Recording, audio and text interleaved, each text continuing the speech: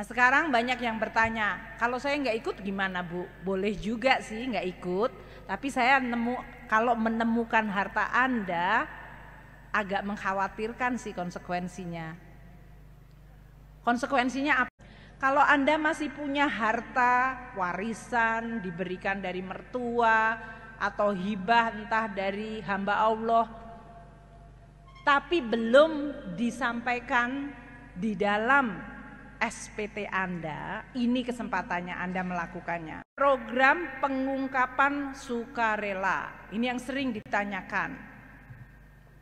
Banyak masyarakat kita yang waktu tax amnesty tahun 2016-2017 itu belum ikut atau belum menyampaikan seluruh kewajibannya. Masih ada yang belum disampaikan. Ini kita memberikan kesempatan 6 bulan, 1 Januari sampai dengan 30 Juni tahun depan 2022. Kalau Anda masih punya harta warisan diberikan dari mertua atau hibah entah dari hamba Allah, tapi belum disampaikan di dalam SPT Anda, ini kesempatannya Anda melakukannya. Kalau harta itu diperolehnya sebelum Desember 2015, yang harusnya waktu itu ikut tax amnesty, tapi belum, maka sekarang bisa ikut di dalam kesempatan ini. Rate-nya pasti lebih tinggi dari tax amnesty dulu, karena itu adil dong. Yang dulu sudah ikut kan diberikan pemihakan. Jadi yang sekarang rate-nya adalah kalau hartanya itu ada di luar negeri, maka dia rate-nya 11%. Kalau harga luar negerinya itu dibawa ke Indonesia, repatriasi, maka Anda hanya bayar 8%. Kalau harta itu ada di dalam negeri, katakanlah dapat rumah dari mertua atau warisan dan belum disampaikan, rate-nya adalah 6%. Nah, ini berlaku hanya 1 Januari sampai dengan 30 Juni. Gimana kalau harta itu saya dapatkan tahun 2016 Ibu? Saya dapat dari mertua saya tahun 2016 dan belum saya laporkan sampai sekarang. Atau tahun 2017 atau tahun 2018 Anda mendapatkan harta itu dan belum dilaporkan dalam pajak.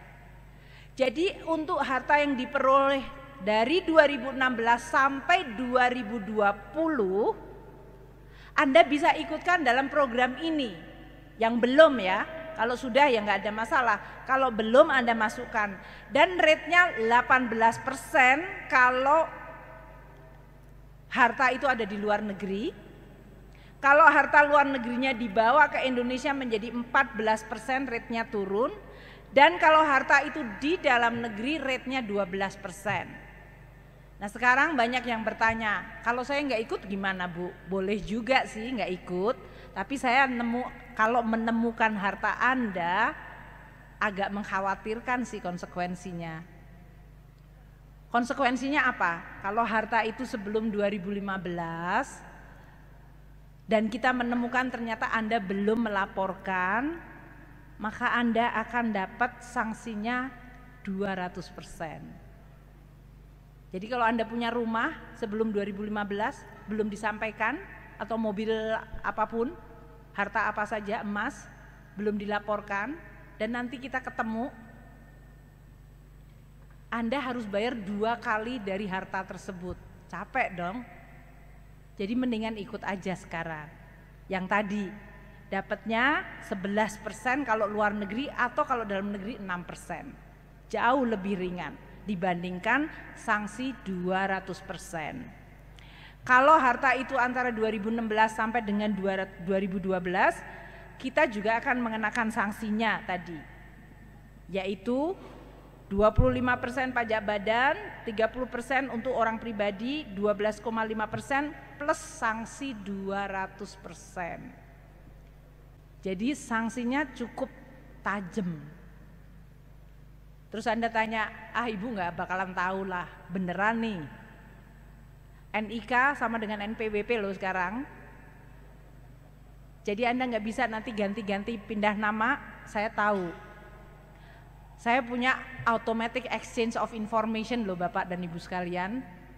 Jadi sekarang ini Pak Suryo sebetulnya selalu dapat di Singapura siapa saja orang Indonesia, Hong Kong, Cayman Island, dari Delaware, Panama, kita dapat itu informasinya. Dimanapun Anda sembunyikan, kita dapat informasinya karena ada automatic exchange of information. Terus aku bisa loh minta negara itu untuk memungut pajak atas nama kita, ya kan? Jadi mendinganlah daripada hidupnya juga nggak berkah, udahlah ikut aja, ya kan? Daripada nggak berkah dan kemungkinan 200%, mendingan ikut aja, udah diberikan kesempatan. Dan ini hanya 6 bulan ya Bapak dan Ibu sekalian, tarifnya sama 6 bulan. Jadi kalau Anda masih 1 Januari baru ngumpulin suratnya, ya nggak apa-apa, bisa ikut Februari, Maret, April, atau Mei, atau Juni. Tapi jangan nunggu sampai hari terakhir, tobatnya itu tobat yang sudah di ujung tinggal 2 menit sebelum tutup. Itu merepotkan semua orang nanti. Tapi memang kadang-kadang manusia suka tobatnya itu last minute itu. Tapi kita akan coba, makanya sosialisasi ini tujuannya supaya sebaiknya sih lebih mudah, lebih awal. Supaya kita juga bisa membantu secara baik. Kemudian kalau harta itu ditanamkan pada surat berharga atau investasi di bidang renewable, di bidang hilirisasi, maka Anda bisa dapat insentif. Tadi potongannya lebih kecil lagi. Nah untuk hal ini nanti Pak Suryo, Pak Luki tadi yang pembiayaan akan bisa menjelaskan.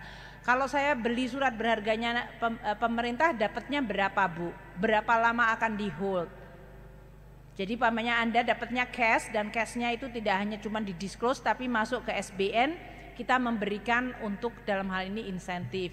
Ada jangka waktu lamanya Anda harus pegang surat berharga itu dan rate of return-nya berapa. Jadi Anda juga bukannya masuk SBN kemudian tidak mendapatkan rate of return atau pendapatan. Itu yang nanti akan disampaikan.